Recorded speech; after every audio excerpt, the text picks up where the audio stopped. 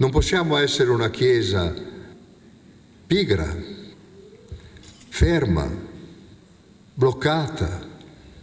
Il Papa Francesco in fondo riprende l'invio di Gesù dicendo che chiede una Chiesa missionaria, una Chiesa che annunci, una Chiesa che viva il Vangelo, una Chiesa che si scuota.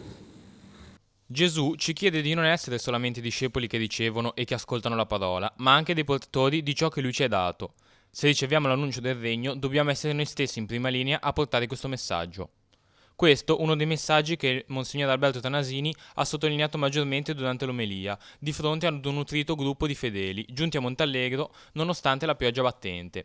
Tra questi era presente anche il sindaco di Rapallo, Carlo Bagnasco, per la consueta firma degli atti a testimonianza dell'offerta in favore del santuario. No, è un momento molto emozionante, è forse uno dei momenti più emozionanti di tutto l'anno e di tutto naturalmente anche il mandato elettorale. È stato un anno estremamente positivo, è un anno che, consentitemi anche particolare, un anno molto difficile per la pubblica amministrazione, però che ha avuto un miracolo. Ricordiamoci che è tutto a posto e secondo me grazie alla Madonna di Montallegro non abbiamo avuto neanche un ferito. Un voto che si rinnova, ha sottolineato Don Gianluca Trovato, rettore del santuario di Nostra Signora di Montallegro, facendo riferimento alla mareggiata di ottobre, che, nonostante gli enormi danni alle cose, non ha causato vittime. È un'occasione per il popolo di Dio che è in Rapallo di accorgersi a chi appartiene.